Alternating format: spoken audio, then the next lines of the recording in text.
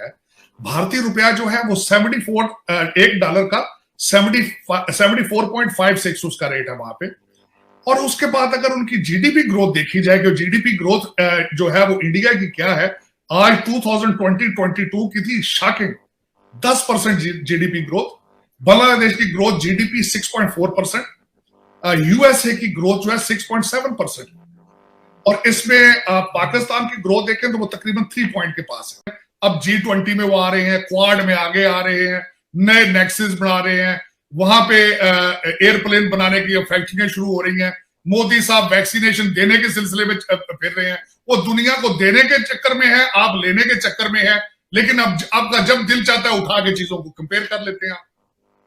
आप इस वक्त हालात ये हैं, मेरे लिए मैं क्या बताऊं आपको कि इस वक्त मिन्नतें तरले हो रही हैं फॉरेन पॉलिसी में कि हमारे इंडिया से हालात बेहतर करा दो।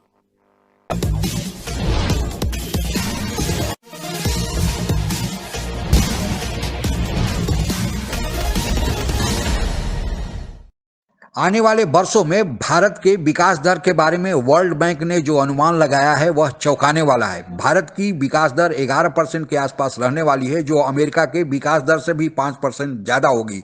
भारत की दिनों दिन बढ़ती आर्थिक ताकत तथा प्रधानमंत्री मोदी का अंतर्राष्ट्रीय मंच पर बढ़ते रसूख को देखते हुए पाकिस्तान अब अमेरिका से मिन्नतें कर रहा है कि वह भारत से उसके संबंध सामान्य करा दें। इस खुलासे को बयान करती पाक मीडिया की प्रचर्चा आइए आगे सुनते हैं। भारतीय रुपया जो है वो 74 एक डॉलर का 74.56 उसका रेट है वहां पे। और उसके बाद अगर उनकी जीडीपी ग्रोथ देखी जाए कि जीडीपी ग्रोथ जो है वो इंडिया की क्या है, आज 2020-22 की थी शॉकिंग 10% जीडीपी ग्रोथ। बांग्लादेश की ग्रोथ जीडीपी 6.4%, यूएसए की ग्रोथ जो है 6.7%, और इसमें पाकिस्तान की ग्रोथ देखें तो वो तकरीबन 3 पॉइंट के पास है। या 86वें नंबर पे, 86 नंबर पर, आप 124 नंबर पर हैं। आपका जो कंपैरिजन है वो नाइजर, अफ्रीका का एक कंट्री नाइजर है, उसके साथ है आपका। उनका कंपैरिजन अलकायदा के साथ था और आज उनके साथ इलेक्शन मिलकर इत्तेहाद करने की कोशिश की जा रही। एक हफ्ते में देखें किस तरह चेंज हुआ सारा कुछ। बिल्कुल उसी तरीके से ये महंगाई को हैंडल कर रहे हैं, बिल्कुल उसी तरीके से फॉरेन पॉलिसी को हैंडल कर रहे हैं, बिल्कुल उसी तरीके से अफगानिस्तान को हैंडल कर रहे हैं। कि एक हफ्ता पहले स्टेटमेंट कुछ और है, आधी कैबिनेट लेफ्ट पे है, आधी कैबिनेट राइट पे है, और एक हफ्ते में सारा कुछ चेंज हो रहा है। आपने जिस तरह कहा, आप जब बात करते हैं वैक्सीन की, इंडिया की पॉपुलेशन तो देखें, आपका तो कोई कंपैरिजन ही नहीं है। उन्होंने कितनी बड़ी तादाद में लगा चुके हैं अपने उसको। और फिर मैं देख रही थी कि WHO और कुछ ऐसी खबर ये आ रही थी कि उनकी जो वैक्सीन है उसको तो अप्रूवल मिल गई है कि वहां के लोग ट्रेवल कर सकते हैं वो लगवा के। हालिया मैं आप देखें, जो ये तो बिल्कुल एक सिलेक्टेड सी चीज है। आप जिस चीज को चाहे उठा के उसके कंपैरिजन कर लें और दूसरी तरफ आप यू टर्न मार के मुंह दूसरी तरफ कर लें। अब G20 में वो आ रहे हैं, क्वाड में आगे आ रहे हैं, नए नेक्सस बना रहे हैं, वहां पे एयरप्लेन बनाने की फैक्ट्रियां शुरू हो रही हैं।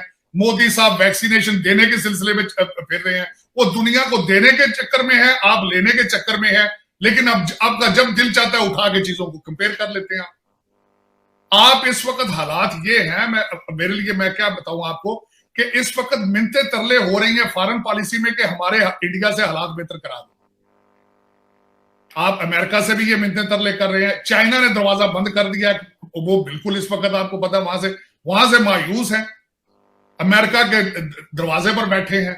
सऊदी, यहां पे मैं सबसे जो मेरे लिए एक तशवीशनाक बात थी कि 3 मिनिस्टरों का दौरा 1 महीने में हुआ, और उसके बाद यहाँ पे आपके जो तरीन साहब हैं वो अमेरिका से उठ के सीधे गए खान साहब के पास सऊदी अरेबिया, और वापसी पे पैसे लेकर आए हैं। दर हकीकत वॉशिंगटन डीसी में इस वक्त माहौल ये बन चुका है कि Pakistan is coming back to the American camp, और they are asking Saudis to play the middle man role. So ये असल में क्योंकि चाइना ने दरवाजा बंद किया है, तो अब अल्टीमेटली, और IMF के हालात आप देखेंगे यहां पे जिस तरीके से ये पैसे लेके जा रहे हैं साइन करा के, आप लोगों की चीखें देखें कहां तक जाएंगी, आप सोच नहीं सकते। क्योंकि IMF का पैकेज लेना कोई इतना आसान चीज नहीं है, और वहां से भी वो लोग लेके वो आप पाकिस्तान का खून चूस के गए हैं तो वो कर रहे हैं वहां। तो ये एक ऐसा एक मेरे ख्याल में पाकिस्तान में जो भी लीडरशिप आएगी, जब तक वो मुखलस नहीं होगी पाकिस्तान के साथ, जब तक वो करप्शन को हाथ नहीं डाल पाएगी, पाकिस्तान मैं समझता हूं इसी तरह लंगड़ा लूला कभी चाइना के दरवाजे पर, कभी सऊदी अरेबिया के दरवाजे पर, कभी अमेरिका के दरवाजे पर। हाँ, वो बिलियंस लेके जाएंगे अपने लिए, अवाम के लिए नहीं। अवाम बेचारी वही मार खा रही है, लूट रही है, पिस रही है, बस वो इसी तरह से आप फिरते रहेंगे। कभी इंडिया गालियां निकालेगा, कभी अफगानिस्तान गालियां निकालेगा। ना सेल्फ रिस्पेक्ट है, आपके पासपोर्ट की वैल्यू वैसे कोई नहीं है। मेरा मकसद है आपको नाइजर के साथ, आप सरप्राइज, आज मैं देख के वो रिपोर्ट इतना दुख हुआ है मुझे। Ultimately it's my homeland, it's my Motherland, कि आपका कंपेरिजन, आप नेपाल से भी नीचे हैं करप्शन में। आप नाइजर के साथ, नाइजर को गूगल करके देखें, उनके हालात देखें तो आपके तोते उड़ जाएंगे। और you are the only atomic Muslim power in the world. It's disgraceful, it's embarrassing. 5 बड़ी अर्थव्यवस्थाएं हैं, उनमें भारत का स्थान 5वां है। अमेरिका 1871 से ही विश्व की सबसे बड़ी अर्थव्यवस्था बना हुआ है। 2021 में वर्ल्ड बैंक द्वारा जारी आंकड़ों के अनुसार अमेरिका का जो नॉमिनल जीडीपी है वह $21.44 ट्रिलियन है, जो विश्व में पहले स्थान पर है।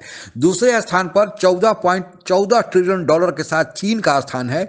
चीन 1978 से अपना विकास दर आगे बढ़ाया और आज वह दूसरे स्थान पर बना हुआ है। हालांकि अभी भी अमेरिका और चीन के बीच जीडीपी के जो आंकड़ा है उसमें बहुत बड़ा अंतर है, लेकिन चीन जो तेजी से प्रगति कर रहा है उससे अमेरिका को लगता है कि हो सकता है आने वाले दिनों में चीन अमेरिका की बराबरी कर ले। लेकिन जो चीन के साथ एक निगेटिव फैक्टर है वह है कि चीन पर जनसंख्या का दबाव, और अभी इस महामारी काल में चीन ने जो नकारात्मक रवैया दिखाया उसके चलते अब वहां से जितनी भी बड़ी कंपनियां दूसरे देशों की थी वे बाहर निकलना शुरू हो गई हैं। इसका कितना इम्पैक्ट आने वाले दिनों में चीन की अर्थव्यवस्था पर पड़ेगा यह तो बाद में पता चलेगा, लेकिन इतना बात जरूर है कि चीन ने प्रगति किया है। तीसरे स्थान पर जापान का स्थान है, जिसकी अर्थव्यवस्था का आकार जीडीपी के अनुसार $5.15 ट्रिलियन है। और उसके बाद जर्मनी के स्थान आता है जो इसका नॉमिनल जीडीपी $4 ट्रिलियन है।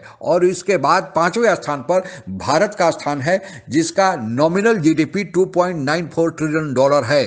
भारत ने भी 1991 के बाद अपनी अर्थव्यवस्था में सुधार किया, उससे भारत की आर्थिक प्रगति की रफ्तार बढ़ी है। हालांकि इस महामारी में भारत की आर्थिक प्रगति में कुछ सुस्ती आई थी, लेकिन इस क्वार्टर में जो भारत ने अपनी प्रगति दर दिखाया है वह विश्व के किसी अन्य देशों द्वारा जो भी प्रगति की दर है उससे ज़्यादा है। भारत प्रगति आर्थिक क्षेत्र में कर रहा है, लेकिन भारत पर भी बड़ी जनसंख्या का दबाव है। पाकिस्तान में यही चर्चा हो रही है कि पाकिस्तान आज विश्व की जो अर्थव्यवस्थाएं हैं, जो विश्व के देश है, उसमें 46वें स्थान पर है और पाकिस्तान का जीडीपी का आकार $280 बिलियन मात्र है।